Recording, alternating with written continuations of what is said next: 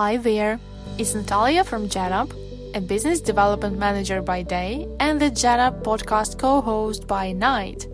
Hope this episode catches you at a good time as always. This one is going to cover the eternal battle between iOS and Android. What to develop first? In today's digital world, businesses have a wide variety of options when it comes to marketing their products and serving their customers. These decisions can be daunting because there are so many options to choose from. Should they invest big in their website or spend all their time creating buzz through their various social media accounts?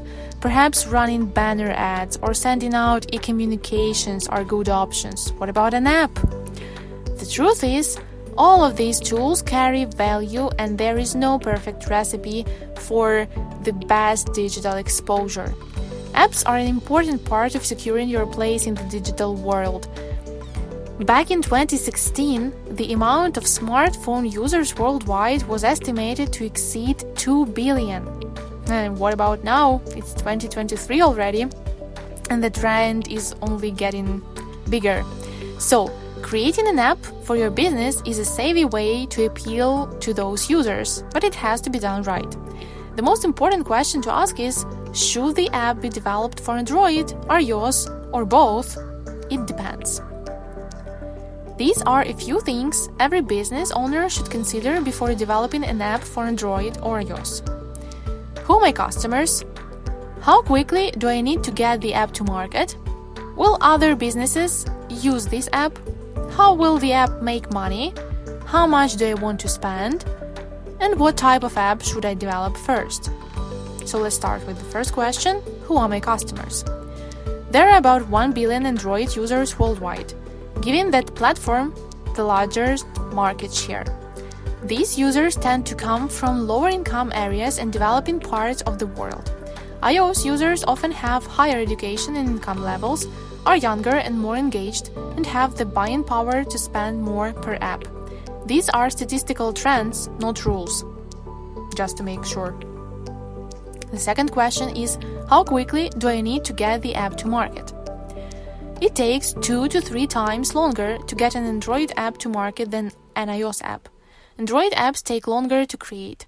The Android software allows app developers deeper access into its operating system, enabling the app to have more customization. This enhanced customization increases the time it takes to build the app. Developers must also account for the wide variety of Android devices operating at any given time and ensure that the app will work on all types of Android hardware. To make matters more complex, Android devices are often running on different versions of the same software, since Android users don't update their operating systems as frequently as iOS users. Android apps are able to be updated daily, reducing the time it takes for the finished product to be approved and released. iOS approval process allows for 3 to 4 updates a month, but with speedier development, iOS apps take far less time to get to market. The next question is, how will the app make money? Android applications are typically free, but collect revenues through paid advertising. iOS has fewer free apps and more paid ones, although there is ample data that shows iOS apps earn more revenue, which increased by 70% in the first quarter of 2015.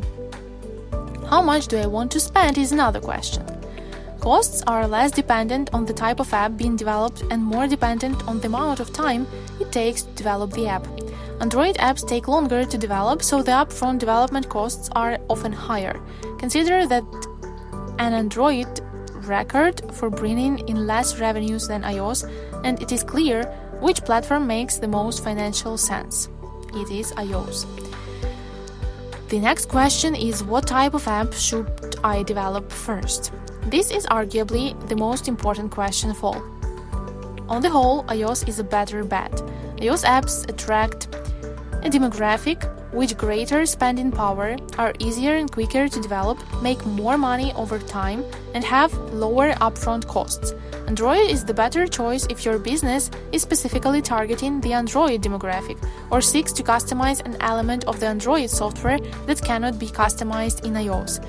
Consider starting with both if you are a larger, more established business with the financial means to develop the app simultaneously. If you fall into this category, consider learning more about the smartphone preferences of your customer base. They may not fall into the demographics above. It is also important to remember that developing and perfecting an app for one platform can ease the development of the app for the other platform. If you have already developed an app for one platform and are considering creating an app for the other, examine your progress. Has the app done what you designed it to do? Have you worked out all the kinks? Have you reached a critical mass of customers? If so, it is wise to consider developing the app for the other platform. The biggest benefit here is growth, exposing your business the whole new customer base. And final thoughts. Clearly, there is a great deal to consider before choosing a platform that will work best for your business. Developing an app is a big investment, and not one that has a one-size-fits-all solution. Asking yourself these questions is a great start, but continue to ask questions and seek guidance until you are completely convinced of the positive effect this decision will make on your business. Thank you for your attention.